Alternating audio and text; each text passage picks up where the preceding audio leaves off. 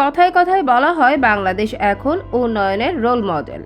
গগনচুম্বী জিডিপির পরিসংখ্যান, চকচকে ফ্লাইওভার আর মেট্রো রেলের ঝনঝনানিতে আমরা প্রায়ই শুনি এক বদলে যাওয়া বাংলাদেশের গল্প। আকাশ ছোঁয়া দালান আর ফ্লাইওভারের নিচে যে প্রায় চাপা পড়ে যায় সাধারণ মানুষের জীবনের কঠিন বাস্তবতা, তা যেন আড়ালেই থেকে যায়। কিন্তু সম্প্রতি সোশ্যাল মিডিয়াতে ভাইরাল হওয়া দুটি ছবি সেই উন্নয়নের আসল চেহারা নিয়ে এক ভিন্ন বাস্তবমুখী বিতর্ক সামনে এনেছে। প্রশ্ন উঠেছে, এই উন্নয়ন কার জন্য? বাম পাশের ছবিটিতে আফগানিস্তানের একজন সাধারণ মানি এক্সচেঞ্জার, হাতে একটি সাধারণ পলিথিনের ব্যাগে তার জীবনের সাথের উপার্জন। কোনো উদ্বেগ বা শঙ্কা ছাড়াই তিনি ব্যস্ত রাস্তায় হেঁটে যাচ্ছেন, যেন এটাই সেখানকার স্বাভাবিক চিত্র।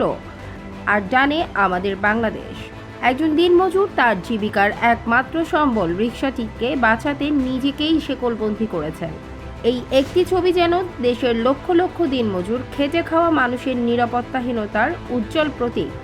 সেখানে ঘুমাতে গেলেও থাকে নিরাপত্তাহীনতার শঙ্কা। আফগানিস্তানের বর্তমান সরকারের স্বরাষ্ট্র মন্ত্রণালয়ের তথ্য অনুযায়ী কাবুলে প্রকাশ্যে ছিনতাই বা রাহাজানির ঘটনা এখন প্রায় শূন্যের কোঠায়। কঠোর শরিয়া আইন প্রয়োগের ফলে অপরাধমূলক কর্মকাণ্ড নিয়ন্ত্রণে এসেছে বলে তারা দাবি করেন।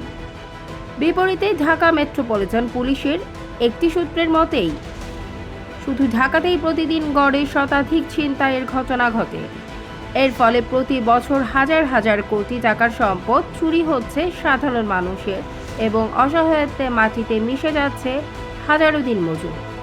ট্রান্সপারেন্সি ইন্টারন্যাশনাল সাম্প্রতিক রিপোর্ট বলেছে, আইন প্রয়োগকারী সংস্থার একাংশের দুর্নীতি কারণেই সাধারণ মানুষ আজ অসহায়।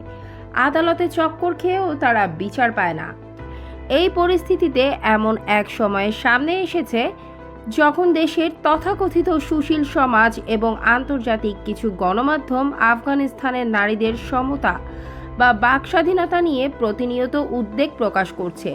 কিন্তু তাদের চোখের সামনেই যখন একজন বাংলাদেশি নাগরিকের শান্তিতে ঘুমানোর নিরাপত্তাটুকুও কেড়ে নেওয়া হচ্ছে, অর্থাৎ জীবনের সবচেয়ে মৌলিক অধিকারটি লঙ্ঘিত হচ্ছে, সেই বাস্তবতা নিয়ে তারা প্রায়শই নীরব। এতেই প্রশ্ন জাগে, তাদের এই উদ্বেগ কি সত্যিকারের মানবতা থেকে, নাকি নির্দিষ্ট ভূ রাজনৈতিক এজেন্ডা বাস্তবায়নের একটি অংশ? বিশ্লেষকরা বলেছেন, একটি রাজনীতিবিদ অপরাধী চক্র এই পরিস্থিতি টিকিয়ে রেখে লাভবান হচ্ছে। নিরাপত্তাহীনতার এই পরিবেশ তাদের চাঁদাবাজি, দখলদারিত্ব ও অবৈধ ক্ষমতা চর্চার পথকে প্রশস্ত করে। সাধারণ মানুষ যত ভীত থাকবে, তাদের আধিপত্য তত মজবুত হবে।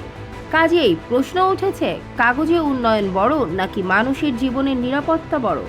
যে উন্নয়ন একজন শ্রমিককে রাতে শান্তিতে ঘুমাতে দেয় না, সে উন্নয়ন আসলে কার স্বার্থে? দেশের সর্বজনতা এখন আর পরিসংখ্যানের মারপ্যাচ চায় না।